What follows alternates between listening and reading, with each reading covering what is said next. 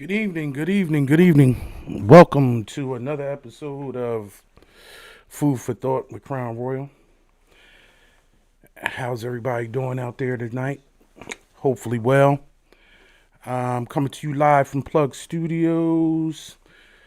13 days right outside the election. 13 days. Let's take care of some housekeeping first.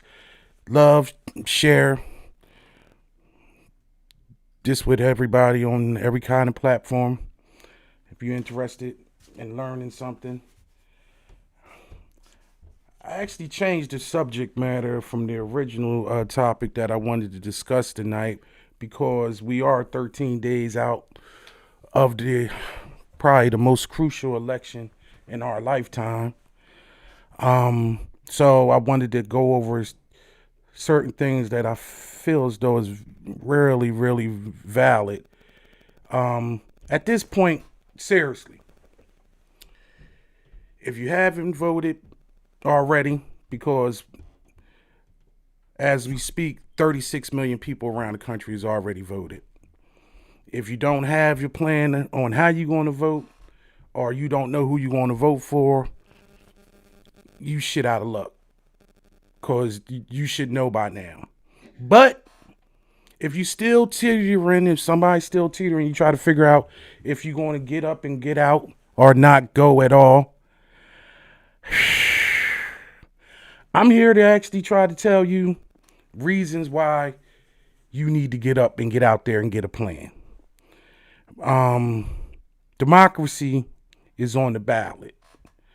Now, if you actually are listening to different news outlets and doing some type of homework, or if you're a junkie like me, this subject, this term you see often. I see it almost every day. And I thought I was being creative when I thought it up, the title several days ago. And then since Monday, I've been seeing it on MSNBC and CNN and Fox.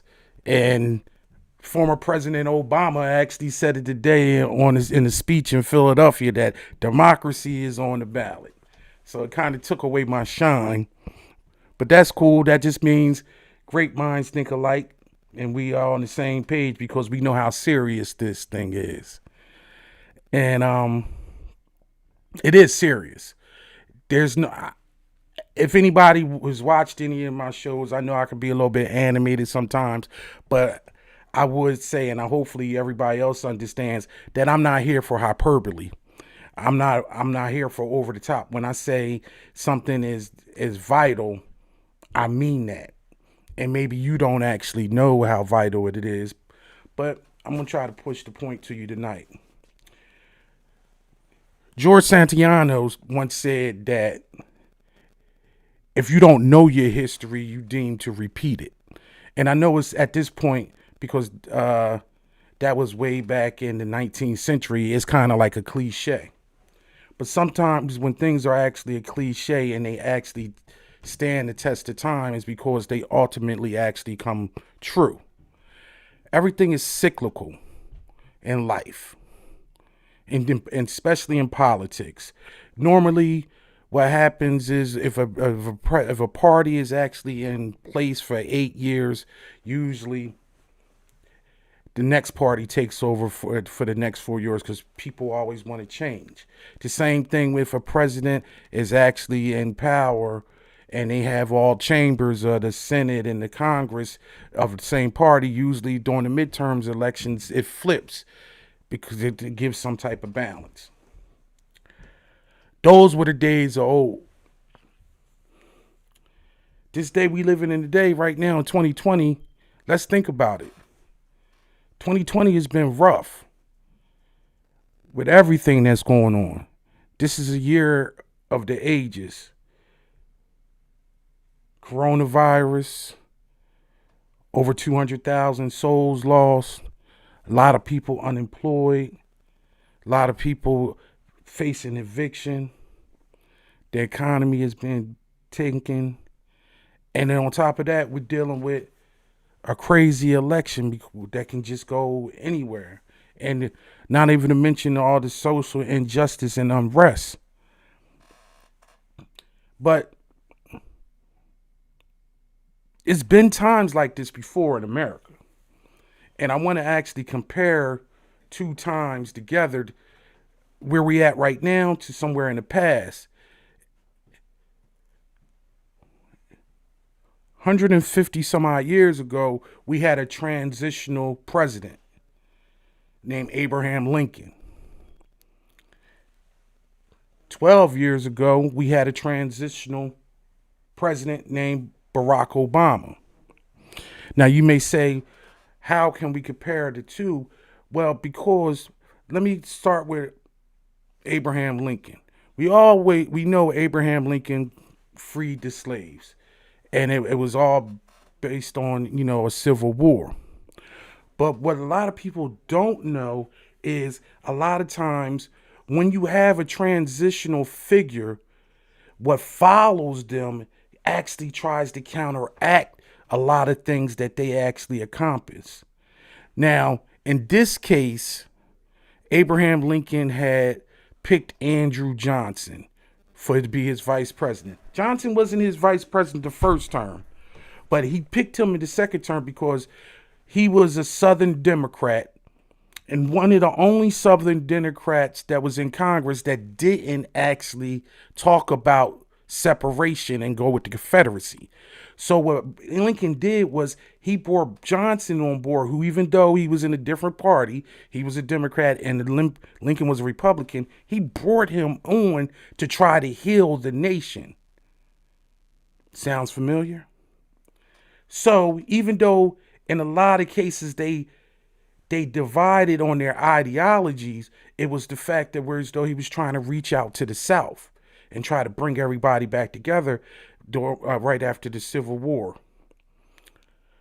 What America, nobody could actually foresee is the assassination of Abraham Lincoln.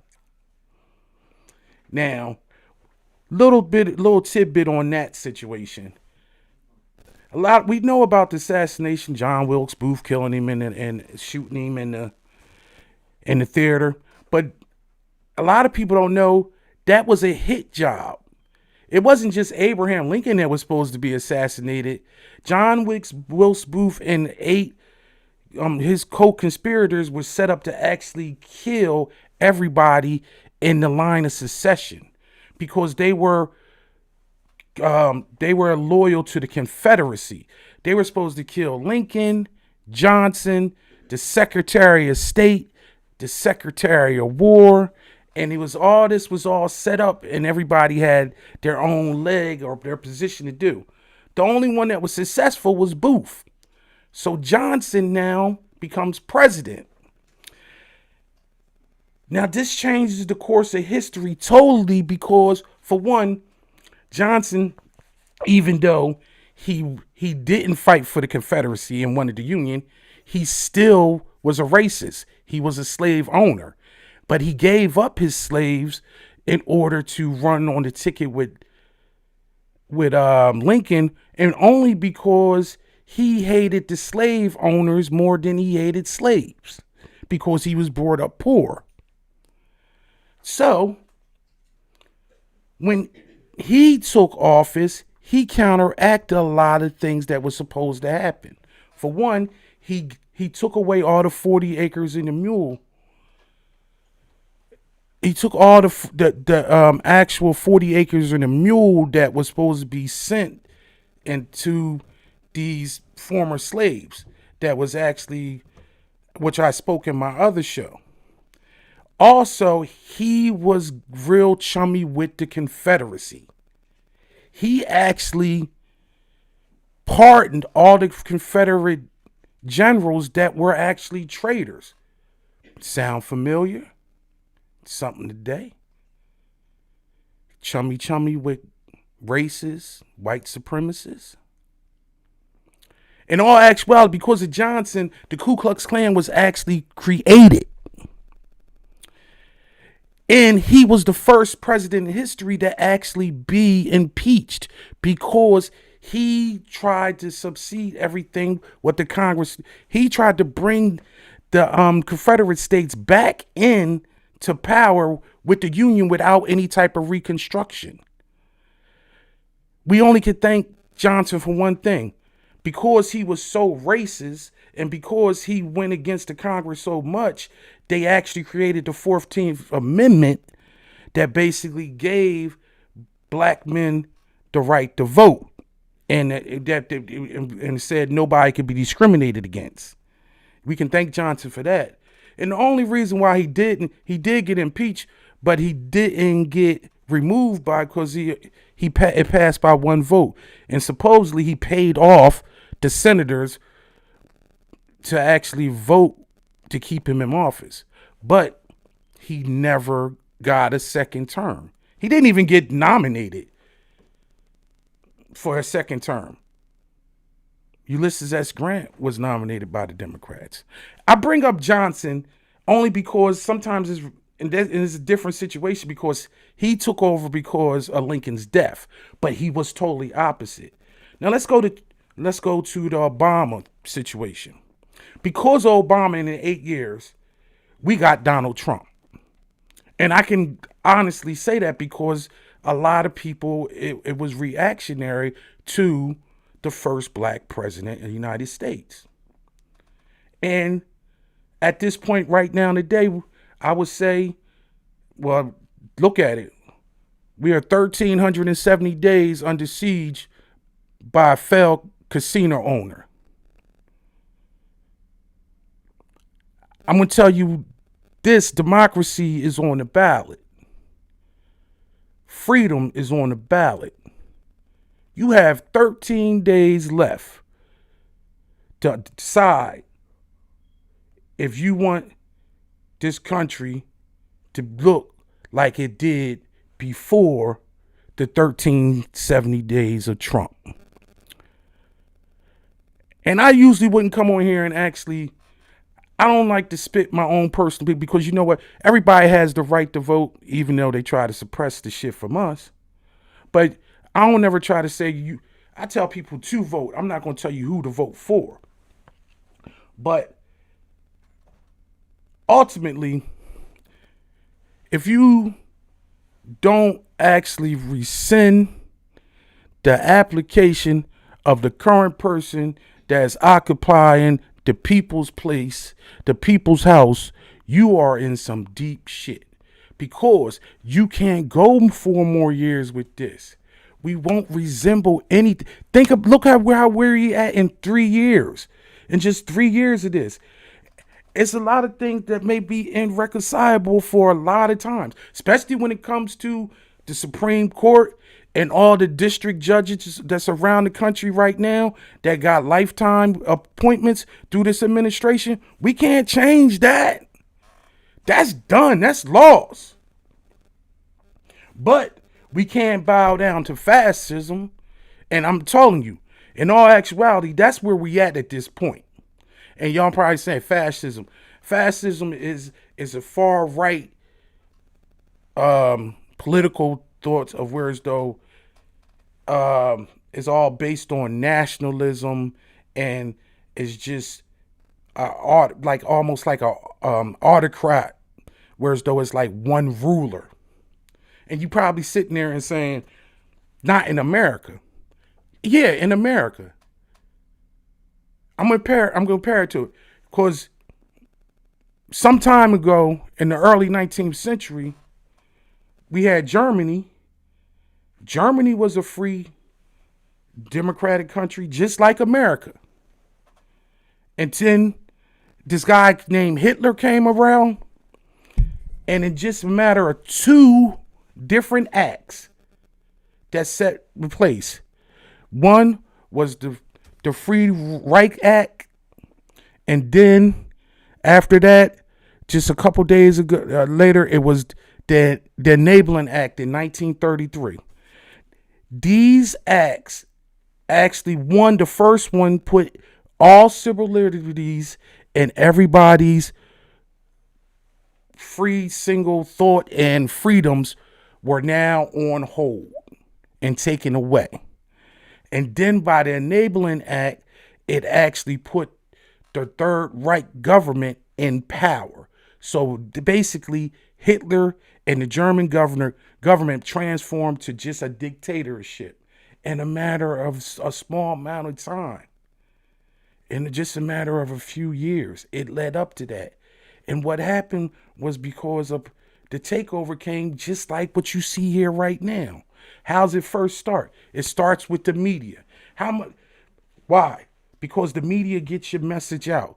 Why do we always everything for the last 3, 4, 5 years? Everything is fake news. Nothing is real, right? So you don't trust the media. You don't trust the media about what nothing to say what's really going on. There's no transparency. Come on. He wouldn't even have the press secretary give a daily press briefing to the press in the nation. That's never happened. All these norms that we usually had, and we say we were the greatest country ever. Do you really think the rest of the world thinks that now? It's only taken less than 4 years for one person's reign to actually just switch everything. We don't care that he paid off a stripper. We don't care that he said grab her by the pussy. We don't care that he's disrespectful to any woman he comes in contact with. We don't care if he's a racist. I'm saying we don't care in a sense where as though I know a lot of us care, but his supporters don't care. And it doesn't matter what he says, that it surprises us. He says so much shit that's so negative that is numb. I found out today that he has money in a Chinese bank account. And the money was deposited in a Chinese bank account 3 days after he took office, $17.5 million.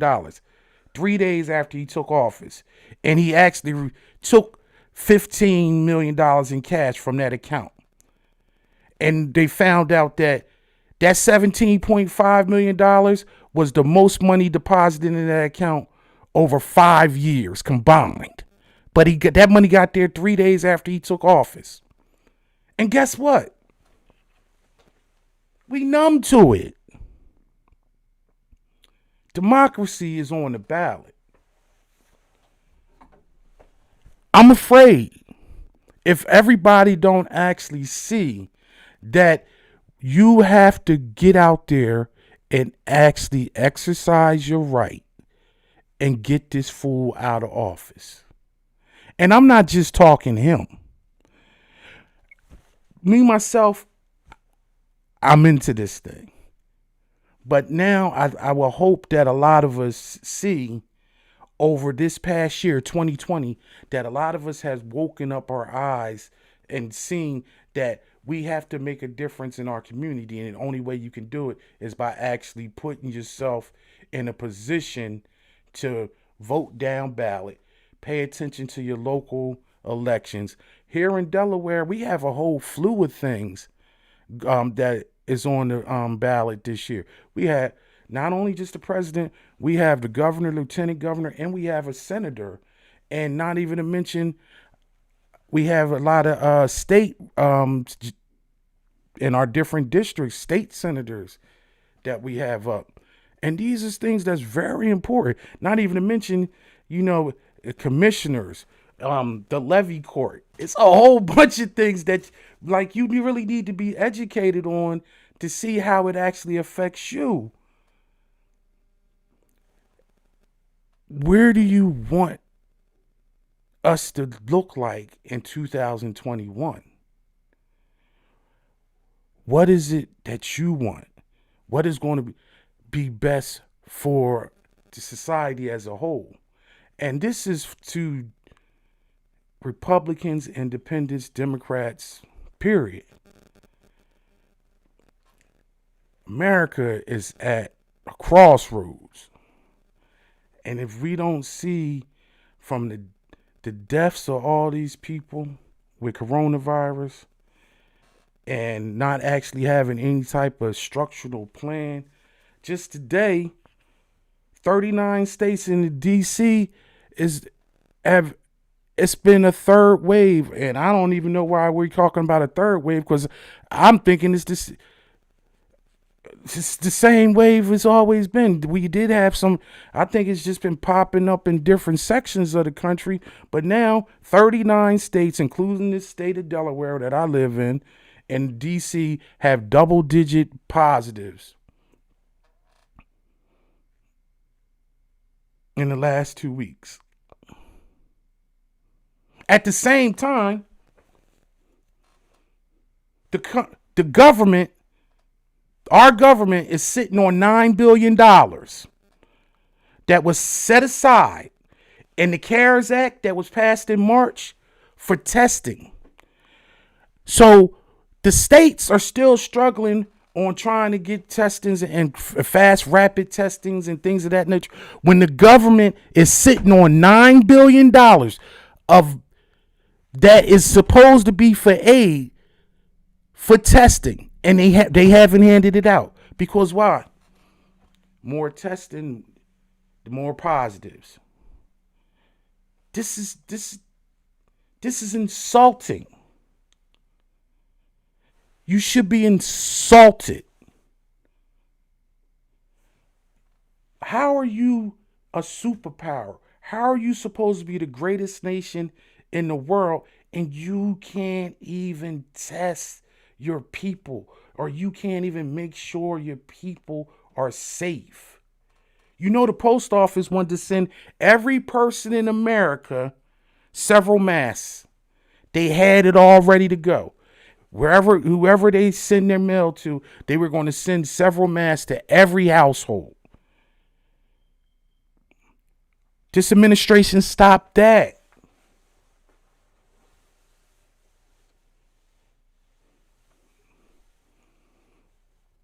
But this is democracy.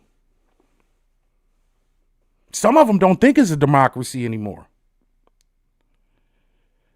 Republican Senator from Utah, Mike Lee, stated, "This is not a democracy, it's a republic." Usually people that say that, you know where that is that's said? That's when people that are in a minority actually take power over the majority of people in a certain country. Republican governor candidate in Washington, D.C. this year, that's coming up for election in a couple weeks, Lauren Culp, she stated that people that say a democracy, that Mao Zedong and Mikhail Gorbachev actually said that they led democracies, which actually led to socialism, that actually formed communism.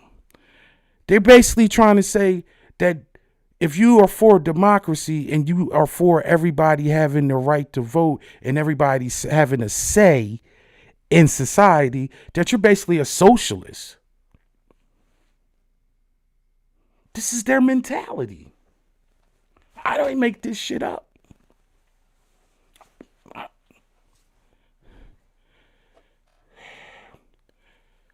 Another issue that's on the ballot with because of democracy. These are key points that hits us. Number one, Obamacare is on the ballot. Actually, Obamacare, the government insurance, is actually in the Supreme Court, and it'll be up on the Supreme Court. They will be hearing open arguments on trying to dismantle it for the 60th something time in the last 10 years. On November 10th, just 7 days after the election. Why you think they trying to get Barrett through? Now, how crucial is people having this?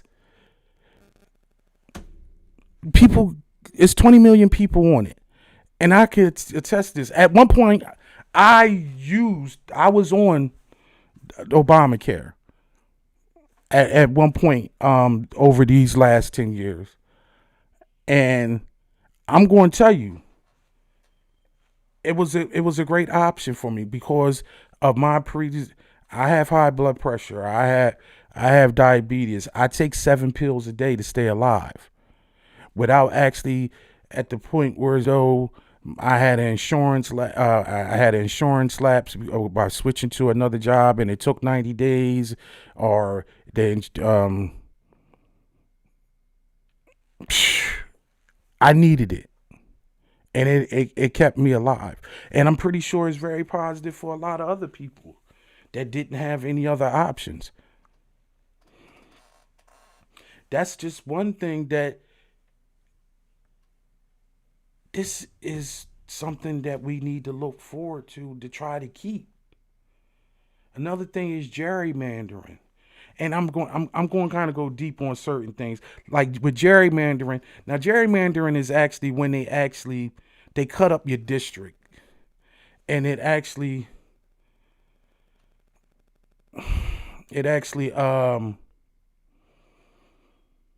puts people in a certain district and takes away your actual voting power.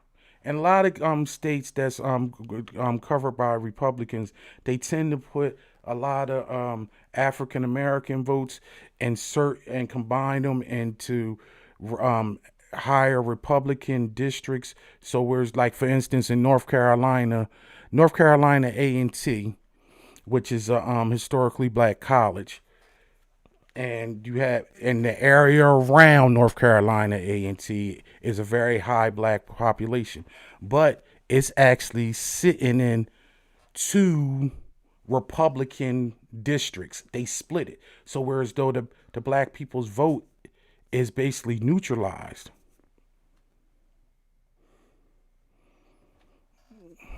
I'll get to that, Karen. Hi, Karen. Hey, Deidre. I'll get to that. Um, Another thing, I'm going to answer questions at the end. I'm gonna run through it. Another thing that's actually something that is being proposed in the Biden Harris um, agenda is abolishing marijuana as a federal crime, and anybody that actually has been arrested or been actually jailed for marijuana, it basically kind of expunging your record and making it where as though you don't actually have to, if that's something that you got locked up for and there's time for, it's something that you would not have to put on a job application. And then moving forward, actually on a federal level, and just abolishing it as being a crime. And that's crucial because a lot of small misdemeanors and things since '94 with the war on drugs, or fake ass war on drugs, has a lot to do with marijuana. Not even to mention, there's so many states that have marijuana that's legal, or you can at least get a medical marijuana. So it's hypocritical at this point. Climate change is another thing that's a Biden Harris. They want to put $2 trillion in climate change, and we know that this is real and this is important for the existence moving forward in our country. Look at all the forest fires. Let's look at the floods and the hurricanes. Let's look at the weather just in all different. It was an earthquake in fucking North Carolina a few weeks ago. It was an earthquake. And one of the biggest things that I am definitely for, and it will help a lot of our people, is the $15 minimum wage. Now, to some people, that may not be a big deal because it may be a lot of us that already make $15 or make over $15. But I'm here to tell you, especially in the profession that I am in, the service profession and working in restaurants, it's plenty of people that don't make that. Today, DC is the only state. Well, it's not even state, I'm sorry.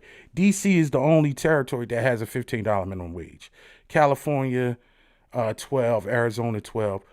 But 21 states in the union at this day, right now in 2020, has a minimum wage of the federal minimum wage of $7.25. Majority, everybody down south. North Carolina, South Carolina, Georgia, Louisiana, Mississippi.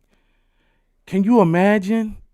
725 is what these people make. And I'm gonna tell you that, from a personal situation. Several years ago, before say about eight, yeah, about 8 years ago, I was one of those people. I worked two jobs at 725 to make ends meet before I got an opportunity and at a company and became a cook and actually became a chef. But 8, 9 years ago, I was one of those people that had to work like that. You know, they often say that the economy, well, before COVID, the economy was good because people were working and it was a lot of people and it was a lot of jobs. But they don't actually look and see how people are actually underemployed. People working two jobs or two jobs and they doing a DoorDash or in a Lyft to make it because they only making $7, $8 an hour. Look at wherever you at in your state and look and see what your minimum wage is.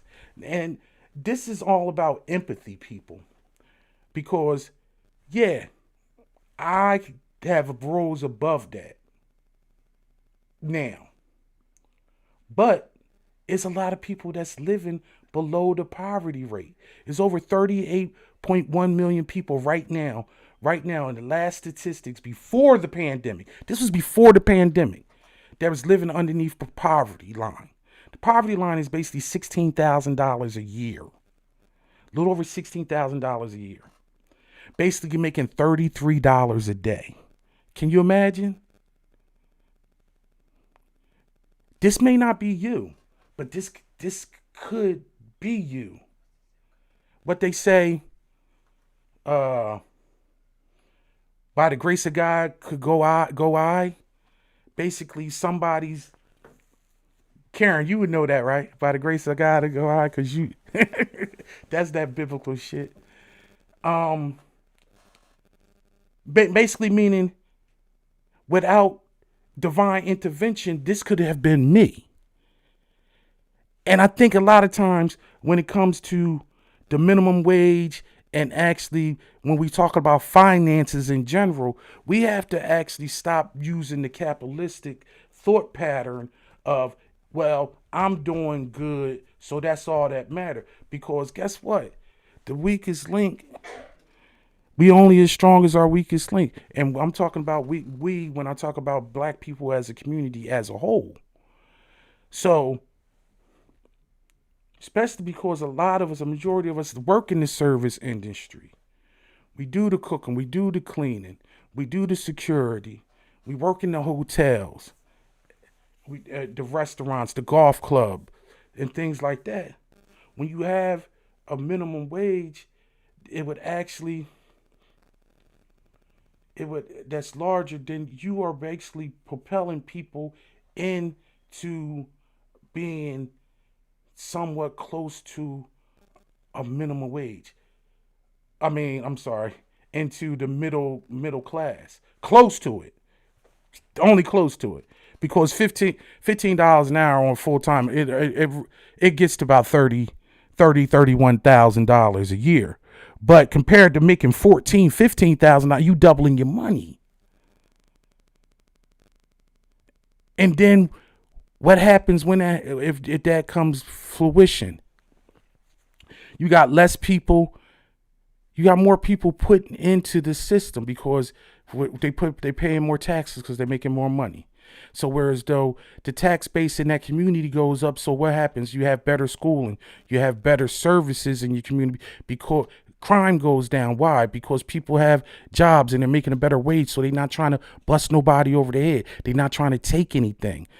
See, you got better when you got better education because you got a better tax base, then your children are being better educated and you're doing better. And majority of people just want to make an honest wage. They go to work and they work hard and they just want to make an honest wage. This is something that can be passed with a stroke of a pen. Transgender rights is on the ballot with just a stroke of the pen. Because Trump took them away with a stroke of a pen with an executive order.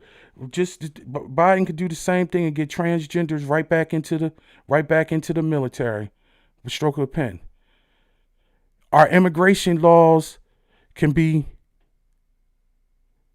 retroactive, taken back with just a strike of a pen. All these things are on the ballot. All these things about life, liberty, and the pursuit of happiness are on the ballot in just 13 days. Hopefully, everybody, if you have early voting, I hope you've been out there. But if you know somebody that's on the fence and doesn't actually know if they want to vote or don't want to care about voting, explain to them. And I'm not going to use the argument that our people died for. Our people died for every fucking thing, not just to vote. But our people did die for it. The craziest thing is we not even so far from removed. I thought about this today. I'm 47 years old. I was born in 1973. The Voting Rights Act took place in 1965. My mother was born in 1956. So when my mother was born, black people still couldn't vote. Really. That's why I called my mother today to make sure she had her voting plan together. And she said, shit, I already done voted. Because I found out in New Jersey, and this is important for people that live in New Jersey, that you can go and vote at a polling place, but it's a provisional ballot. And then they're going to verify if you didn't actually send a mail-in ballot first. But basically, all the ballots in New Jersey have been mailed out to all the registered voters, and you need to return that specific ballot. She said I already mailed mine back, and they already sent me a I voted sticker. I'm back. I'm good.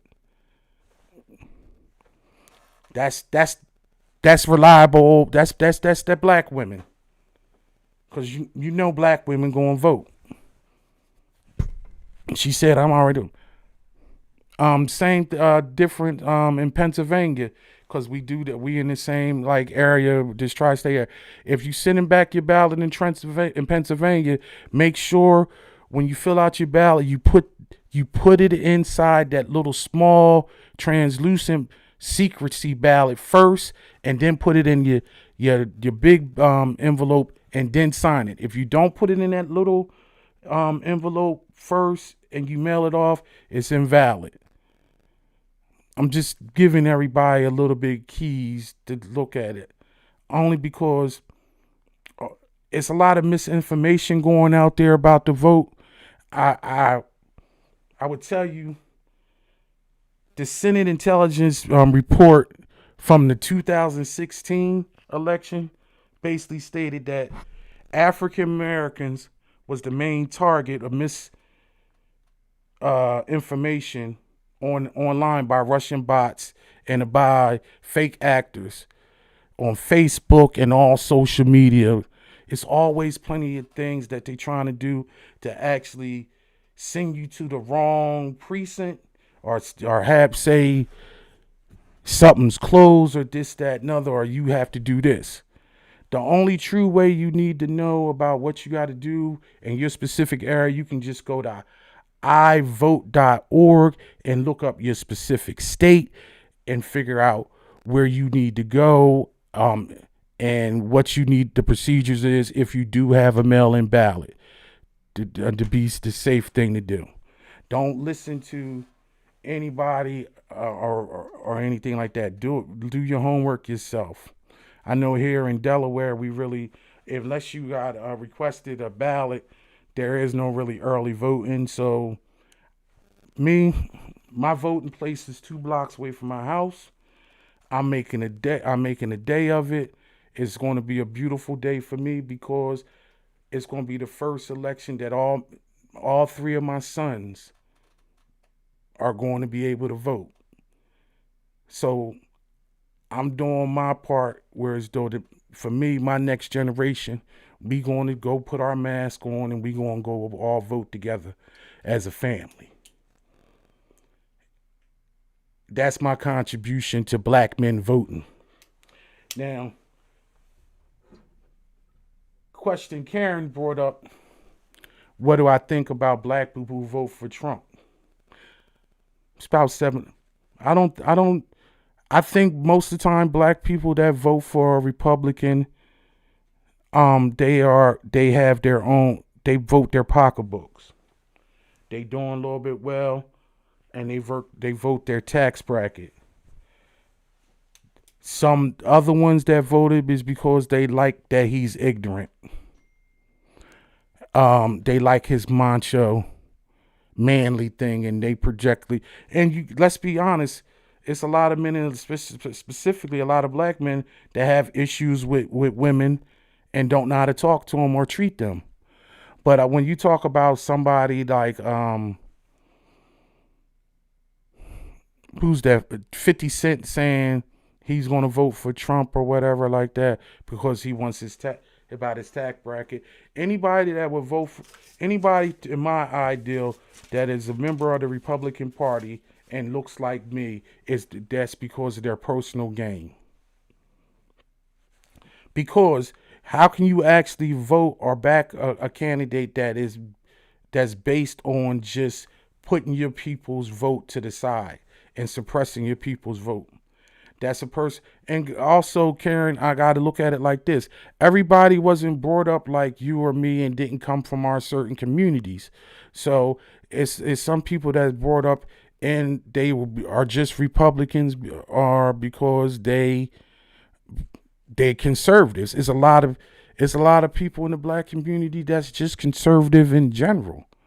A lot, just like, I mean, you deep into the church, is a lot of religious people that are very conservative. And especially if people have a small business or things like that, they always believe that a Republican is always good for the business person and things like that. Now,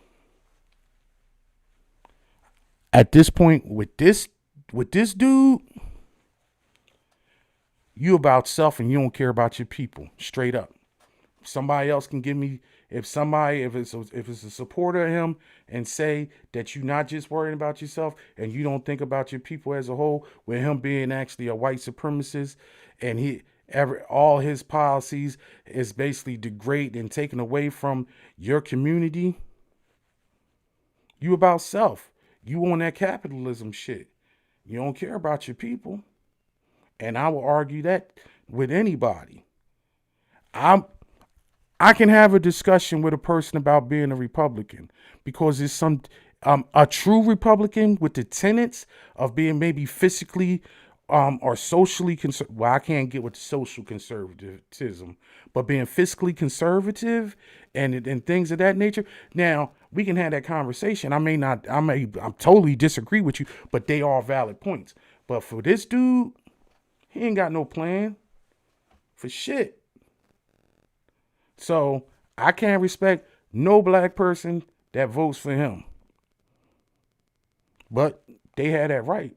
But they're a fucking idiot, in my opinion. But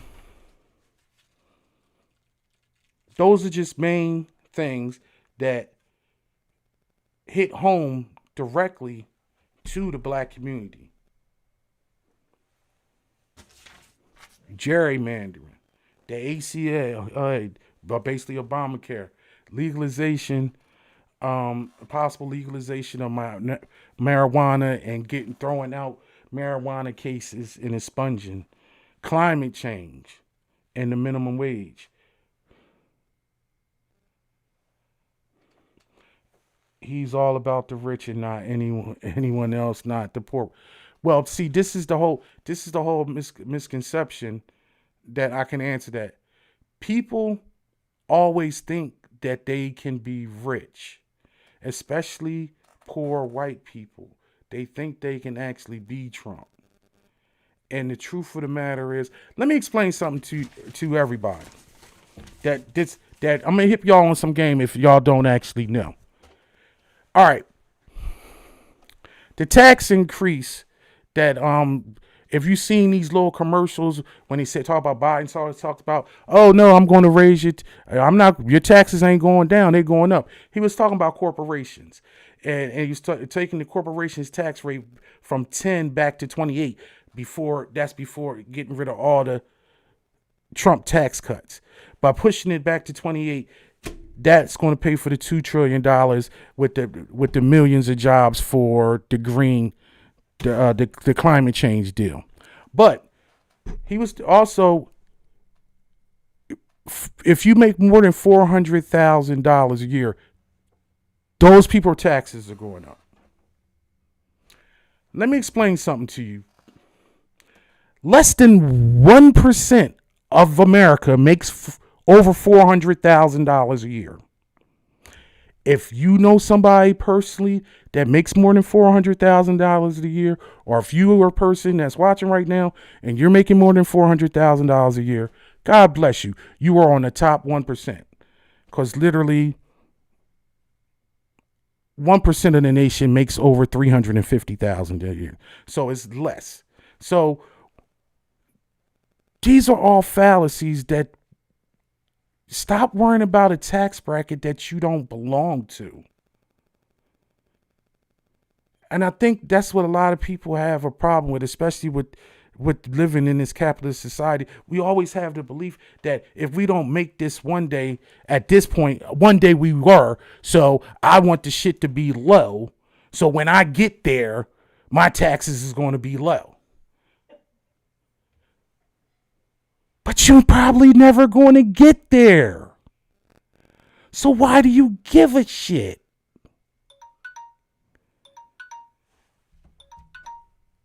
That's all I'm saying. Sorry about that. I got to keep a timer on myself or I keep on going forever. But that's the whole misconception.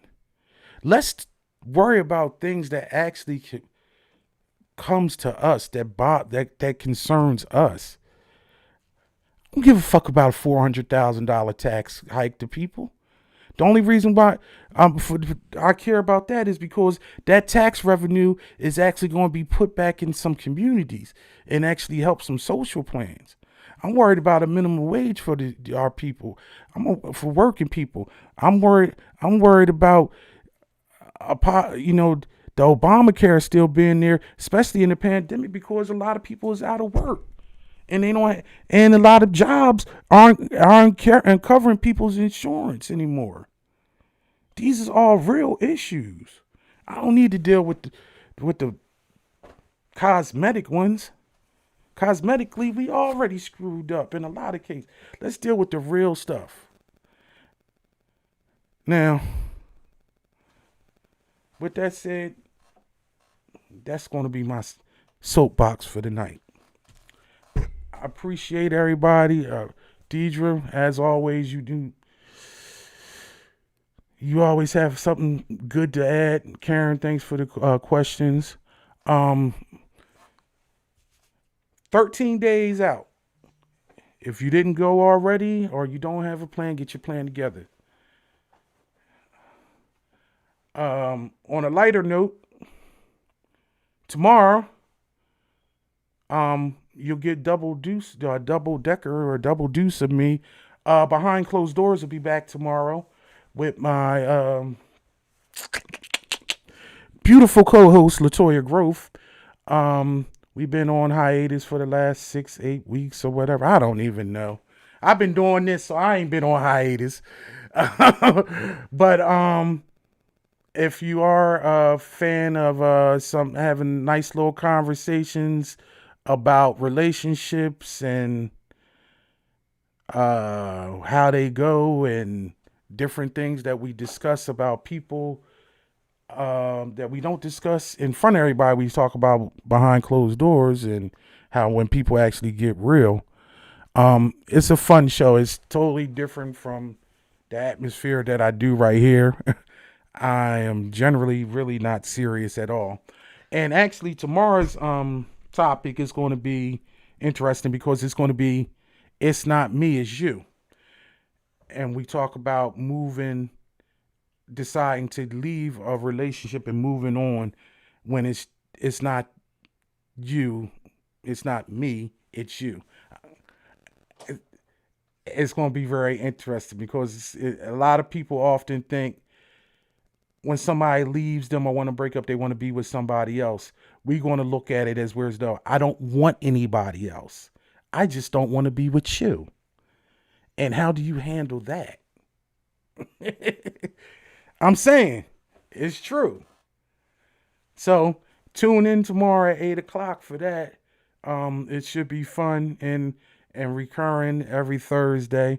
I'll still be doing food for thought at least through the election for the next few weeks, and then I'm probably going to hiatus so we can just focus on BCD. But I want to thank everybody for watching tonight. And if you ain't watching it live, at least you can send it to somebody else or watch it later and try to pass it on. And do your part. Get your cousins, your nephew, or whoever. Like I'm getting my people. Get them to the polls. Until then, class dismissed.